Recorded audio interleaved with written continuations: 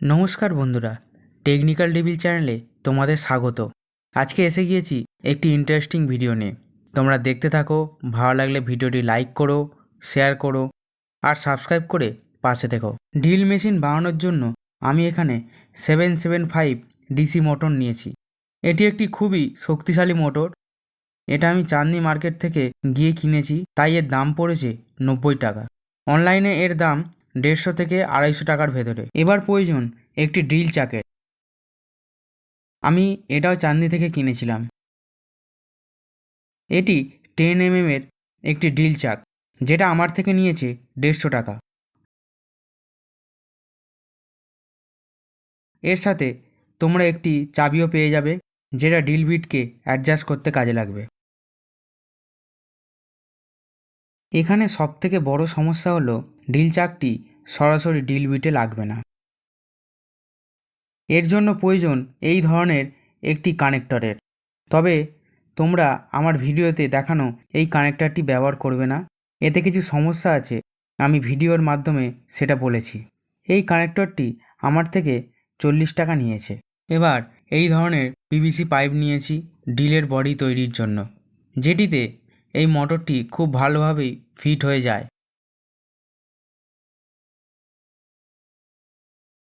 তোমরা এই ধরনের সিলিকন আঠার খালি কেসও ব্যবহার করতে পারো, যেটা একটু আলগা হয়। পাইপটি কেনার সময় মোটরটিকে সঙ্গে নিয়ে গিয়েছিলাম এবং পুরোপুরি ফিট করে দেখে তবেই কিনেছি। মোটরটির গায়ে এই যে একটি লোহার পাত দেওয়া আছে, এর জন্যই পাইপটিতে ভালোভাবে এঁটে বসছে। এই লোহার পাতটি খুব সহজেই খুলে বেরিয়ে আসে, তাই ডিল করার সময় যাতে খুলে বেরিয়ে না আসে তার জন্য আমি একটু ফেভিকুইক লাগিয়ে নিচ্ছি। ফেভিকুইক লাগানোর সময় একটু সাবধানে লাগাবে, যেন মোটরের ভেতরে ঢুকে না যায়।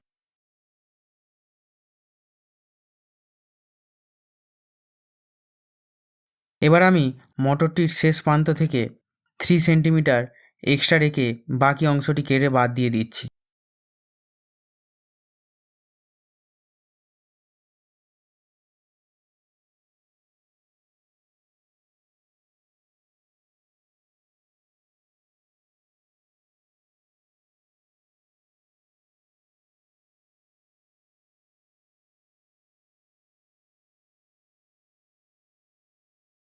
এবার সামনে ও পেছনের জন্য একটি করে ঢাকনা বানিয়ে নিয়েছি।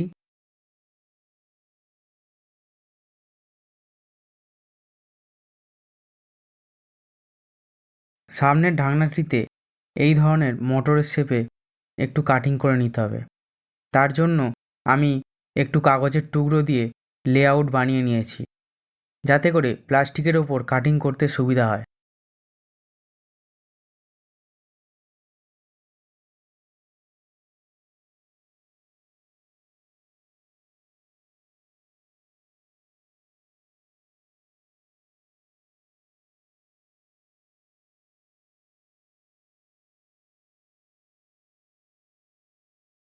দেখো, দারুণ ফিনিশিং হয়েছে।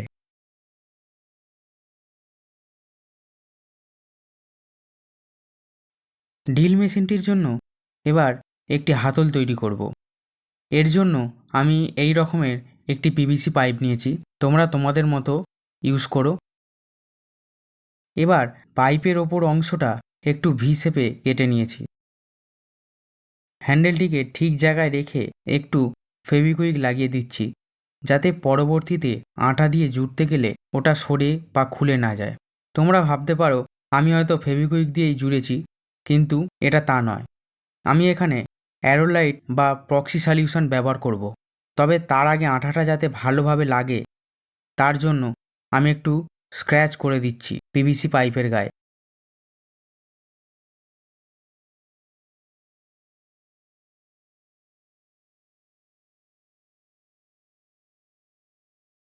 প্রক্সি সলিউশনটা ভালোভাবে লাগিয়ে নিয়েছি। যেহেতু বর্ষাকাল, তাই এটা শোকাতে আমার 3 দিনের মতো লেগেছে। তোমরা শোকাতে একটু সময় দিও, যাতে জিনিসটি অনেক মজবুত হয়।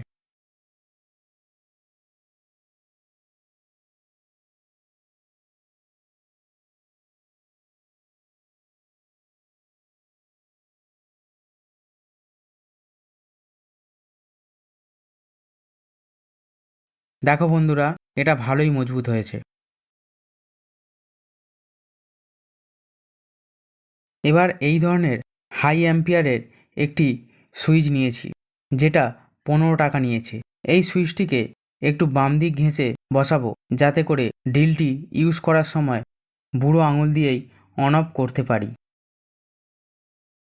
পাওয়ার কর্ড হিসাবে মার্কেট থেকে এই ধরনের তার কিনে এনেছি।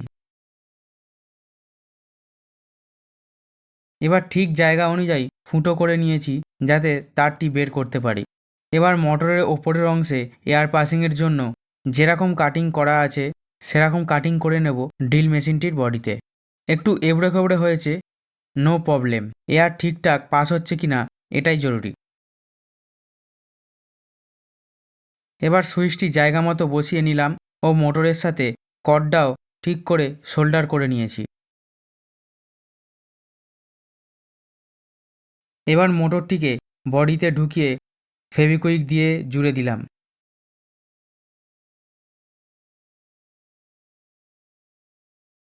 পেছনের অংশটিতেও এয়ার পাসিংয়ের জন্য কয়েকটা ছিদ্র করে নিলাম।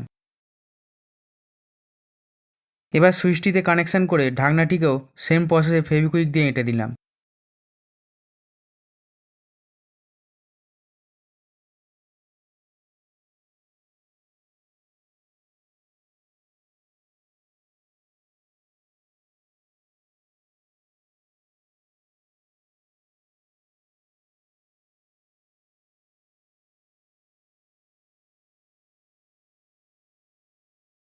এবার মোটরের চাকটিকে কানেক্ট করে দিলাম।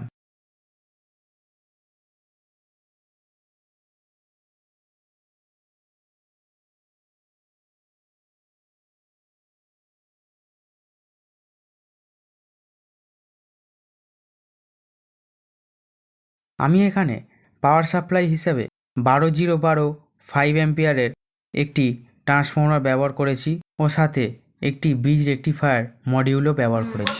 এবার টেস্ট করে দেখুন।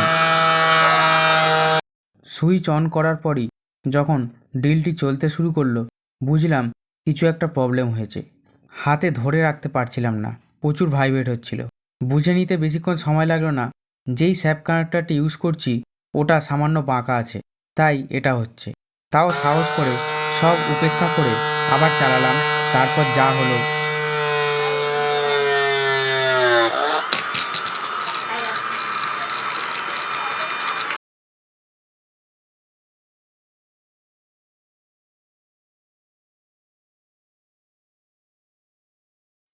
অবশেষে অ্যামাজন থেকে একটি নতুন স্যাপ কানেক্টর আমাকে কিনতেই হলো, যেটা দাম নিয়েছে ডেলিভারি চার্জ সহ 274 টাকা। নতুন কানেক্টরটি আগের কানেক্টরের থেকে একটু ছোট ও অনেক হালকা, যেটা ড্রিলের পক্ষে একদমই ভালো। এবার ভালোভাবে চাকটির সাথে লাগিয়ে নিলাম।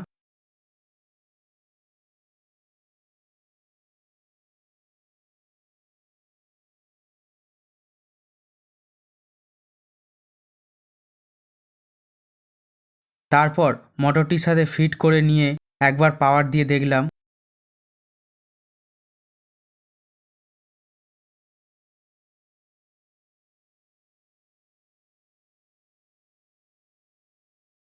কোনো ভাইব্রেশন নেই, একদম স্মুথভাবে ঘুরছে, পারফেক্ট।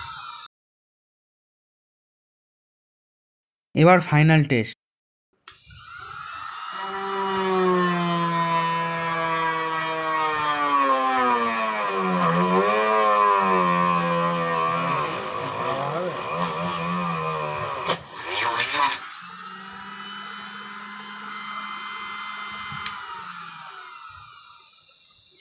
রেজাল্ট তোমরা নিজেরাই চোখে দেখলে। ভিডিওটি ভালো লাগলে লাইক করো, চ্যানেলটিকে সাবস্ক্রাইব করো আর শেয়ার করো বন্ধুদের সাথে। টাটা, দেখা হচ্ছে একটি নতুন ভিডিওতে।